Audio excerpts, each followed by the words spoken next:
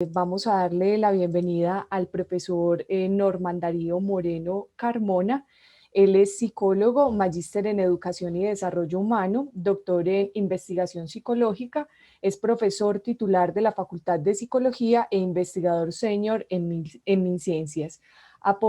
Tiene una amplia trayectoria en investigación sobre adolescencia y familia en contextos de vulnerabilidad. Tiene múltiples publicaciones en revistas científicas y es ponente en eventos nacionales e internacionales. Actualmente apoya los doctorados de Psicología y de Ciencias de la Educación de la Universidad de San Buenaventura, Medellín. Y el día de hoy va a presentarnos una ponencia titulada La referencialidad de adultos significativos distintos a los padres. Bienvenido, doctor Norman Moreno. Muchas gracias, Luisa. Muchas gracias por la invitación. Voy a compartir, espero que estén viendo ya mi pantalla. Sí, se ve. Ok. Bueno, estos son los resultados de un proyecto de investigación que hicimos el año pasado. Realmente parte de los resultados es uno de los productos de un estudio que hicimos multicampus con la San Buenaventura de Cali y de Cartagena y con nuestra extensión de Ibagué. Primero, pues tengo que agradecer a estos compañeros que se quisieron sumar a esta iniciativa.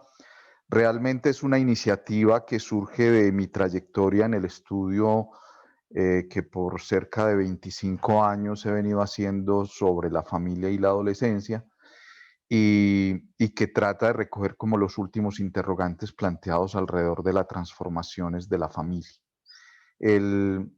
La ponencia se llama La referencialidad de adultos significativos distintos a los padres. El objetivo, digamos, principal de la investigación era indagar por la referencialidad de adultos significativos en el proceso de desarrollo de adultos jóvenes colombianos de ambos sexos, que a pesar de haber experimentado sentimientos de ausencia de sus padres, han logrado niveles de satisfacción frente a la vida y de realización personal. ¿Cómo llegamos a este objetivo? Fundamentalmente por, digamos, los casos atípicos que uno va encontrando en el transcurso de la investigación, porque por tradición siempre hemos venido indagando en personas, en jóvenes, en adolescentes con problemas, y pues mi investigación prácticamente surge de allí, de abordar adolescentes infractores y consumidores de psicoactivos y tratar de mirar lo que pasaba al interior de las familias. Lo que venía encontrando es que efectivamente había mucha desorganización familiar, ausencias y abandonos, maltratos, etcétera, por parte de las figuras parentales que ayudaban a entender un poco esta presencia de problemáticas. Pero como les decía, en el transcurso de estos años de investigación, lo que la realidad nos ha venido mostrando y los datos es que la ausencia de los padres y las dificultades en el proceso de crianza y de socialización, pues no es un asunto exclusivo de los adolescentes y jóvenes con ciertos problemas graves. Y hemos encontrado casos pues, de jóvenes que son estudiantes universitarios o profesionales, han constituido sus propias familias y muestran ciertos niveles de satisfacción y realización a pesar de que tuvieron una infancia con padres ausentes. Aquí la ausencia no hace referencia exclusivamente a la ausencia física, sino por eso hablamos de sentimientos de ausencia, también hablamos de la ausencia afectiva, es decir, cuando ha habido negligencia, abandono, maltrato, etcétera. Entonces, fundamentalmente lo que tratamos de mirar es qué pasó con estos casos de jóvenes que a pesar de haber tenido esos sentimientos de ausencia, tienen unas vidas relativamente satisfactorias hoy día y tratamos de entender si eso tuvo que ver con la presencia de otros adultos significativos. El tema central es lo que llamamos nosotros la referencialidad. La referencialidad, pues yo, digamos, la empecé a abordar precisamente con mi trabajo de pregrado hace 25 años, desde una perspectiva muy específica de orientación psicoanalítica con mi trabajo de grado. Y tiene que ver fundamentalmente con la crianza, ¿no? Y el papel de las figuras parentales. En un principio, pues los primeros referentes desde las teorías que nos presentan son el papá y la mamá, con unas funciones más o menos establecidas. Y poco a poco, a lo largo de las distintas investigaciones que he realizado durante estos años, he ido trascendiendo la figura de los padres a lo que llamamos las figuras parentales y las funciones parentales, teniendo en cuenta pues que eso no recae exclusivamente en los padres biológicos. Y trascendiendo de los referentes paterno y materno, de esas referencialidades parentales, hacia la referencialidad como una forma particular de relacionarse de adultos con los niños y adolescentes en el proceso de socialización. Y esa referencialidad, digamos, ya no recae exclusivamente en los padres o en quienes asumen funciones parentales, sino en lo que ya más recientemente hemos venido denominando como redes referenciales o una referencialidad redefinida, debido precisamente a lo que venimos descubriendo como una creciente ausencia de los padres en ese proceso de crianza.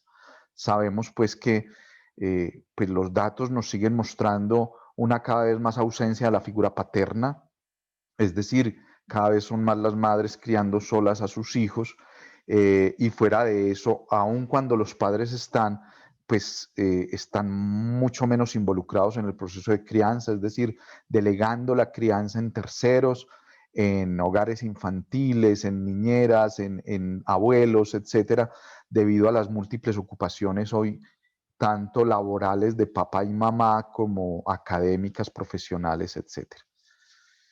Este primer esquema da cuenta precisamente hace 25 años en mi trabajo de pregrado junto con Viviana Rojas, que era mi compañera. Hacíamos el análisis del proceso de referencialidad de los padres, la figura materna y la paterna, en chicos con problemas de conducta por infracciones, ¿no? Y hacíamos unos estudios de caso, de 10 casos de adolescentes infractores, y analizábamos qué había pasado con estos referentes en su proceso de crianza para que ellos llegaran como a esa situación de volverse infractores o contraventores. Y es a partir como de este modelo que ha ido evolucionando un poco ese concepto de referencialidad y desde donde lo abordamos en este proyecto.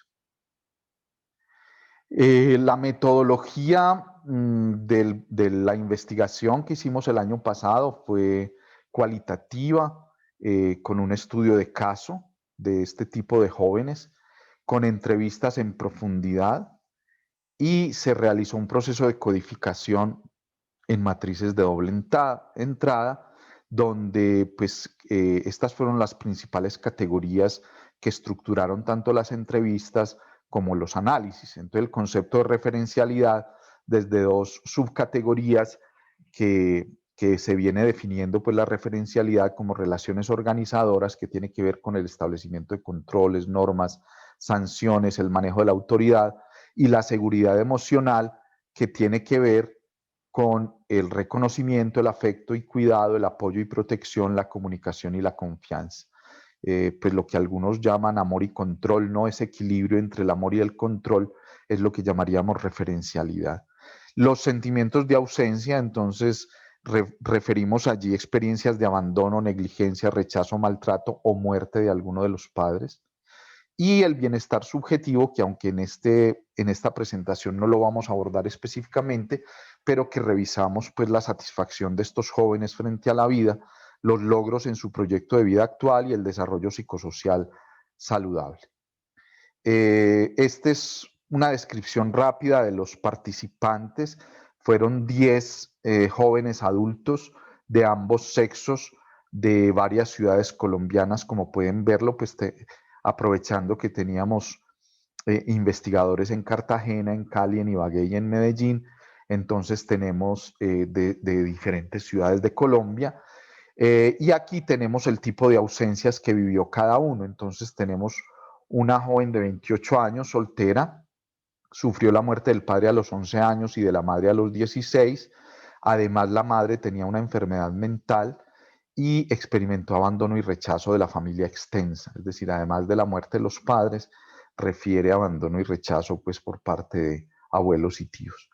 Un joven de 29 años de Pasto, soltero, sufrió violencia intrafamiliar por consumo de alcohol del papá, abandono del papá al iniciar la adolescencia, y la madre se tuvo que ausentar también en su adolescencia un tiempo por amenazas en la región donde vivía, específicamente en Tumaco.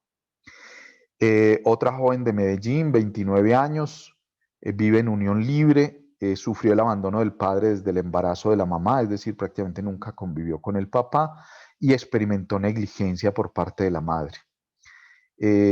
Una mujer de 25 años de Cali, soltera, sufrió la muerte del padre a los 8 meses de nacida, negligencia de la madre y rechazo del esposo de la tía y de su padrastro con quienes convivió algún tiempo.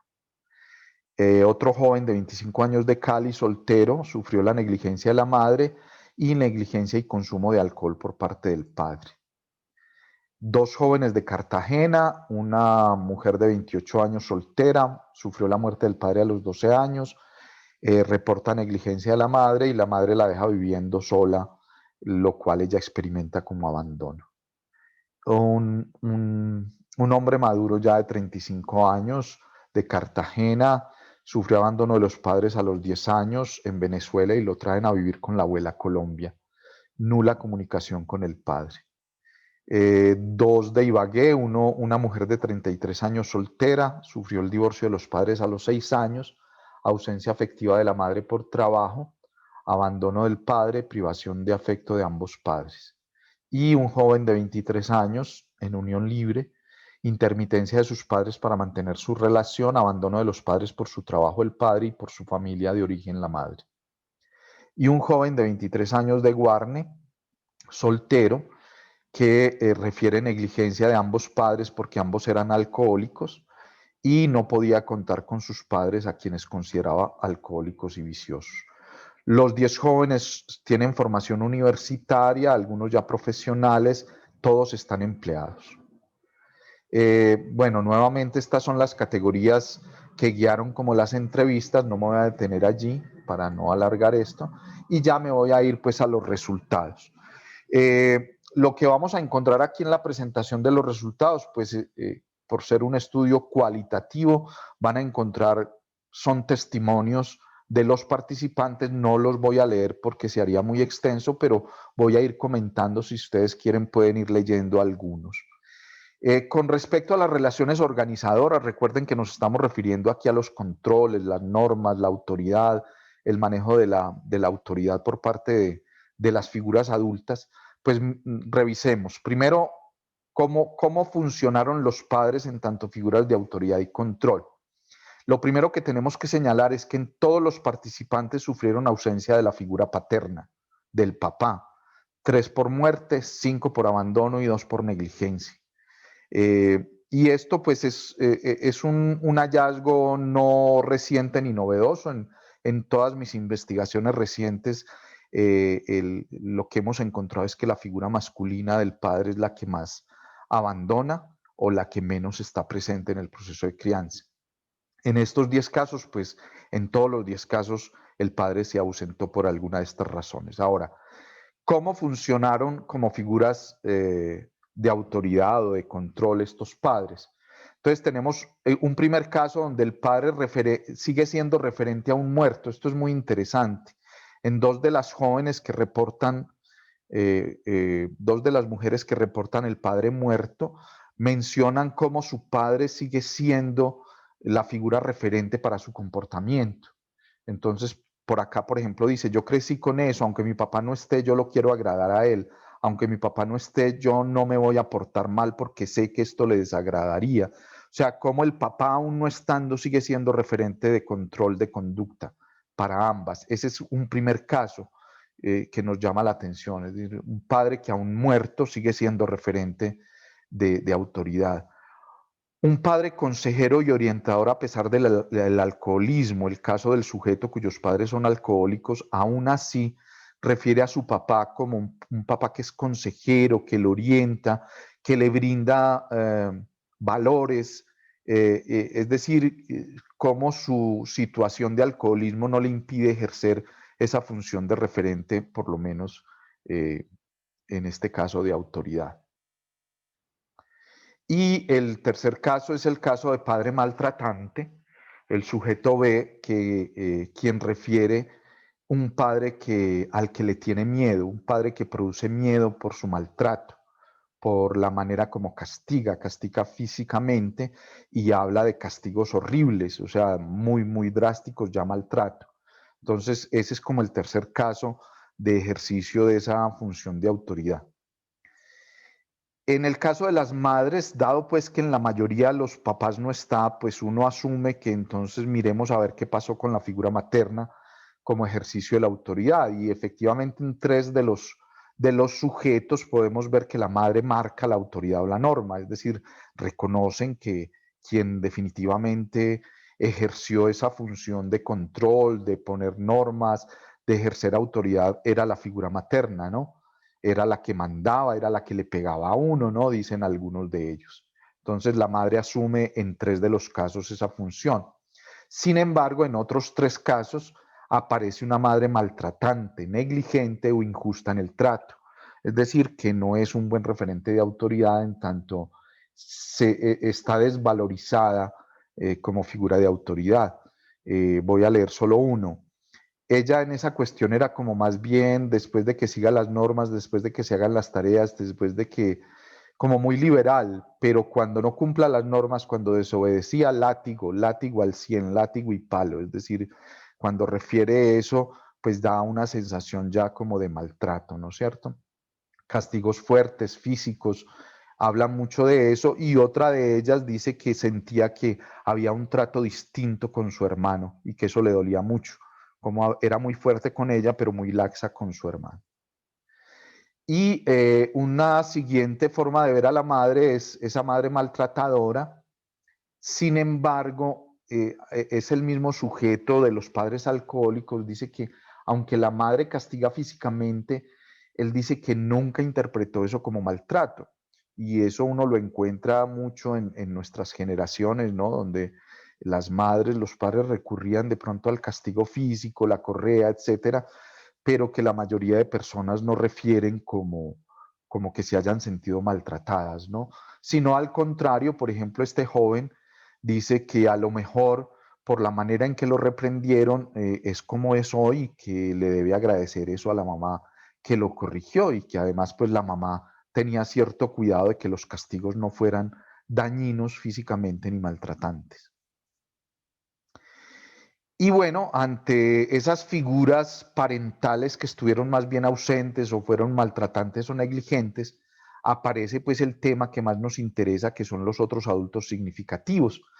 Iniciamos generalmente son, en el caso de figuras de autoridad, la familia extensa, ¿no? Entonces mi abuela y mi abuelo, la tía, mis abuelos, mi tío con mi abuela, mi tía. Entonces, como ven, estas otras figuras, ¿no? La hermana, la madrina, el hermano mayor, la madrina, aparecen porque son figuras con las que les tocó vivir parte de su infancia y adolescencia, y que sienten que ejercieron esa figura de control y de ejercicio de autoridad para con ellos, y la respetan y valoran. Entonces, en este caso estamos hablando de figuras que no son propiamente papá y mamá, porque fallaron allí, porque no estuvieron, porque realmente fueron figuras atemorizadoras o ausentes, y aparecen estos adultos significativos, pero en este caso familiares, todos ellos. En el caso de B, no aparece una figura alterna de autoridad. Este es el joven de Tumaco, que actualmente pues vive en Pasto, y que dice que le tenía miedo al papá porque pues castigaba físicamente de manera muy, muy drástica.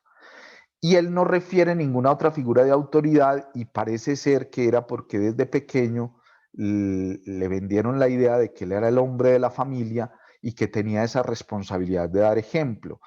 Y esto se sostuvo hasta que él se desplaza a Cali a estudiar solo. Y él mismo relata cómo el haberse separado de ese contexto familiar que lo enmarcó, se desata. Entonces dice, probó de todo, se metió en problemas graves, casi abandona la universidad, etcétera, etcétera. Él lo dice, hizo hasta lo que no debía, me tomé hasta el agua del florero, ¿no? Ya estando solo, porque no se sabía manejar. Entonces, ¿cómo salta de un contexto familiar donde había castigo físico y se cumplía la norma por miedo o porque tenía que dar el ejemplo, a estar solo y no saber cómo comportarse y se desborda un poco, pues asume conductas de riesgo, digámoslo así? El segundo componente de la referencialidad pues es la seguridad emocional, que ya tiene que ver con el afecto, el reconocimiento, la confianza, es decir, esa persona de apoyo que también esperamos siempre que sean los padres, pero miremos en este caso qué pasó con esa función. También en el caso de las dos chicas cuyo padre falleció, eh, el padre fallecido se reconoce como cariñoso, hay un recuerdo muy bonito de ese papá y que siempre buscó lo mejor para su hija. Y en ese sentido reconocen que es como la figura más importante a nivel afectivo y con la que a pesar de muerto todavía tienen un vínculo muy fuerte. Eh, Curiosamente, en el caso de estas dos mujeres, las dos mamás administraban un negocio familiar, una tienda en el caso de la sujeto A y una droguería en el caso de la sujeto G, y eso las hizo distantes y con dificultades en la relación con sus hijas. En el caso afectivo, solamente fíjense, los dos papás muertos hacen de figura afectiva significativa. Los demás papás no aparecen como con esa referencia. Ya aparecen las mamás y en este caso aparece una mamá ausente afectivamente, con dificultades en la relación con sus hijas, porque estaban más dedicadas pues a la parte económica de administrar unos negocios. En el caso de otras dos mujeres cuyo padre abandonó apenas se enteró del embarazo, la una, y la otra cuyo padre muere a los 6 meses de nacida, también refieren que nunca han tenido una buena relación con la madre. Entonces le reclaman a la madre por estar ausente, por no haberlas protegido, eh, porque solo recurrían al castigo físico, etc. Entonces eh, fueron madres pues más bien ausentes afectivamente. Y en el caso del el joven con los padres alcohólicos, dice que a pesar del problema con el alcohol de sus padres, dice que eran padres amorosos, que se preocupaban por él, pues sobre todo cuando estaban sobrios. Hay un asunto allí paradójico, obviamente, porque él refiere que le tocó una infancia, adolescencia muy solo, porque pues muchas veces llegaba del colegio a la casa y sus padres estaban alcoholizados, entonces él no tenía quien lo atendiera prácticamente. Sin embargo, dice que tiene recuerdos de una madre que le reconoce cualidades y fortalezas, por ejemplo, expresiones de este muchacho es muy inteligente, y un padre protector y cuidador que le infunde sus valores, ¿no? Y lo valora a pesar de su alcoholismo, dice que nunca vivió violencia en su casa por el alcoholismo de sus papás. Entonces, hay una paradoja allí. Obviamente uno sabe que siempre los niños tienden a proteger a sus papás a pesar de lo malo que hayan sido con ellos, no los destruyen del todo de manera simbólica, sino que tratan de salvaguardar lo que más pueden, pero por lo menos él reconoce que a nivel afectivo en algunos momentos le expresaban su cariño. Y aparecen otros adultos significativos también de la familia extensa que les brindaron ese afecto que de pronto en la casa en algún momento no tuvieron. Entonces, el sujeto B incluso se refiere a personas que lo hacían sentir especial, protegido, sin miedos y que lo animaban a atreverse a hacer muchas cosas, ¿no? Personas distintas a los padres. Entonces aparece la tía, la madrina, el tío, en fin, que los protegían, les brindaron afecto, les brindaban atención, confianza, podían hablar con ellos, que ellos reconocen que eran incondicionales, les daban consejos, además de que los atendían, ¿no? Porque les tocó vivir algunos con ellos, con la madrina, con los tíos, etcétera, y sobre todo, pues que les daban reconocimiento. También hay excepciones, algunos de ellos se sintieron rechazados por la familia extensa, se sintieron discriminados, se sintieron maltratados, es decir, no todo tampoco era color de rosa. Sin embargo, aparecen otros adultos no familiares que en el caso de nuestra investigación son muy importantes para hablar de lo que llamamos las redes referenciales.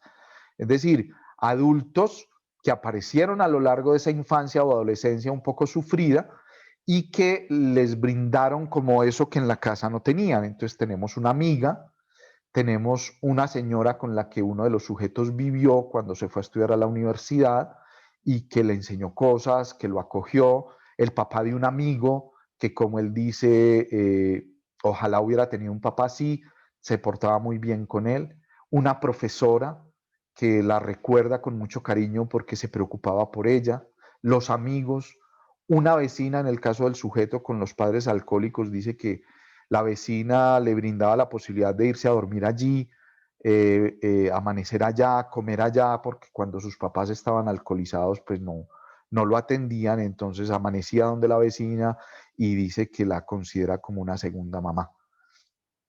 Bueno, ese es como un poco los resultados en términos generales, porque lo que nos interesaba ver era por qué estos sujetos que vivieron ausencias tan dramáticas de los papás, afectivas, físicas, por maltrato, por abandono o por muerte, lograron construir proyecto de vida o satisfacción frente a la vida o bienestar. Y tratamos de rastrear si la presencia de esos adultos significativos alternos a los padres nos ayudan a entender un poco ese desenlace positivo. Entonces, las conclusiones que tenemos son las siguientes. Ante la ausencia de los padres, suelen ser las mujeres quienes asumen la mayor parte de las funciones de cuidado y se encargan de reorganizar a la familia, ya sean las mamás, en el caso de que efectivamente lo asumen, o abuelas, tías, madrinas o hermanas mayores, independientemente del sexo del participante, siempre han sido, y esto coincide con otras investigaciones, ¿no?, que muestran cómo la mujer es la que de alguna manera organiza la familia, reorganiza la familia.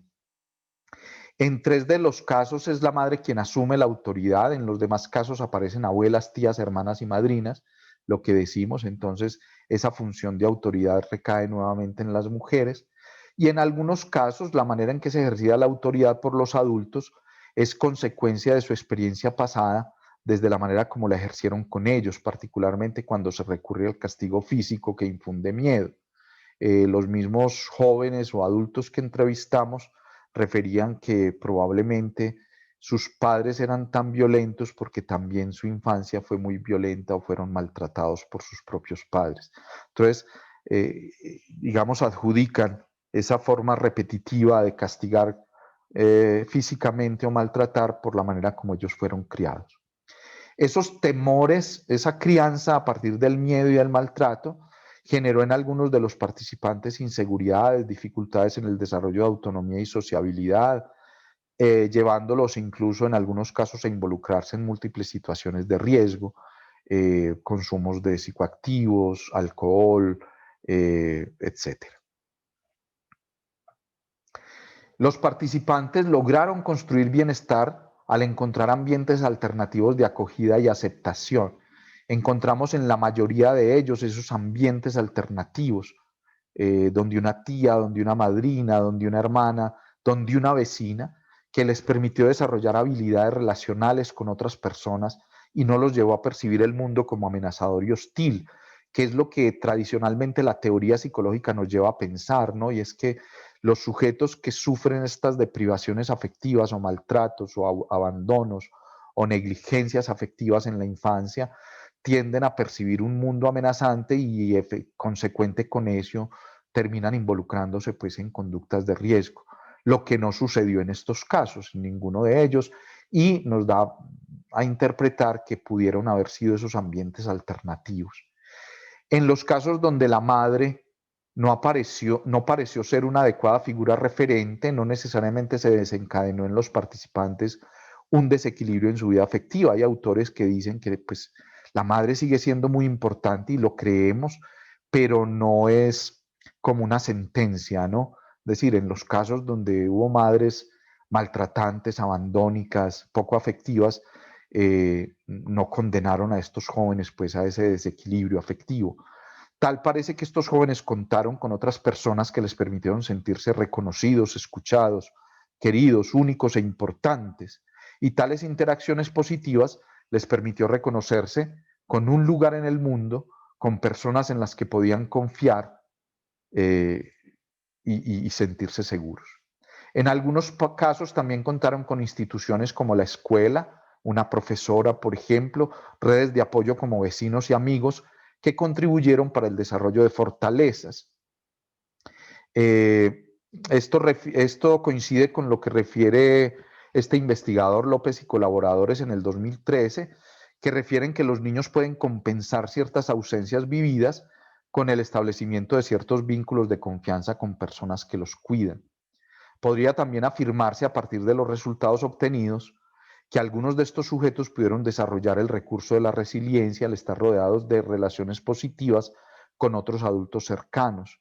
Es decir, cómo esas relaciones positivas con algunos otros adultos permitió que ellos no se quedaran como en ese lugar de víctimas o de desvalorización que pudo haber generado esa precaria relación con las figuras parentales. Se constata la existencia de redes referenciales que permiten replantear que la crianza no está restringida y condicionada exclusivamente a las figuras específicas de la madre o el padre biológicos, pues ante su creciente ausencia por diversas circunstancias, están apareciendo figuras adultas que se vuelven significativas en tanto manifiestan interés y preocupación por el cuidado de los niños, brindando apoyo y control adecuado en el momento justo. Y esto resulta paradójico porque estamos viviendo una realidad, primero, de padres cada vez más ausentes, efectivamente, pero también de un temor al otro, de un temor al adulto extraño o externo a la familia, por todos estos casos, pues, de abuso, de maltrato, etcétera, que hace que no queramos que nadie participe en la crianza. Y esto es paradójico porque las investigaciones lo que han venido mostrando es la necesidad de esas redes referenciales, dada la creciente ausencia de los padres y las transformaciones de la familia. Lo que no está ni bien ni mal, pero creo que allá hay una alternativa. Siguiendo los planteamientos de Jaramillo y Betancourt, un adulto es significativo si al proveer una relación de apoyo logra generar un vínculo basado en la escucha, la autoridad, la autonomía y el acompañamiento, constituyéndose en buena parte de los casos como modelo a seguir, que fue lo que sucedió con buena parte de estos adultos que se volvieron significativos, ¿no? Familia extensa u otros externos a la familia. Aparece la importancia de tener otro lugar diferente de aquel en que se vive escasez. Estamos hablando de escasez afectiva, ¿no? Hay necesidades insatisfechas, ocurre maltrato, se siente desamparo en general, hay un malestar subjetivo significativo. Ese lugar otro, diferente, cobra el significado de refugio al cual huir, como protección o morada en la cual se puede residir, y que para muchos de estos jóvenes adultos fue muy significativo, incluso pues que ellos referían que fueron como unos segundos padres, ¿no? En términos generales, pues la seguridad emocional se puede terminar concluyendo que es que alguien esté pendiente de la persona y que la reconozca, ¿no? Ser importante para alguien, eso parece ser que marca. Desmentir o al menos mitigar el sentimiento de merecer el hecho de haber sido objeto de rechazo, negligencia o abandono. Es decir, ese afecto que brinda a alguien permite que se desmienta o se mitigue ese sentimiento de haber merecido ese rechazo y reconocerse importante. Esta importancia es percibida en estos casos al menos de tres modos. En los tiempos que se destinan a compartir juntos, disfrutando de dicha compañía. Las figuras de referencia están interesadas en reconocer gustos y preferencias de la persona o en dar prioridad a sus asuntos, algo que es mencionado como hacerse cargo de los cuidados del otro, velar por su cuerpo, por la imagen y la salud, hacer presencia en eventos, momentos importantes de la vida, asistir a reuniones y celebraciones o luchar con tenacidad para dar las mejores condiciones posibles, ¿no? Prestar la ayuda a la persona en los momentos en que requiere franquear obstáculos difícilmente superables por sí misma. En este sentido aparecen los apoyos económicos o académicos. Bueno, eso era como lo que tenía para presentar.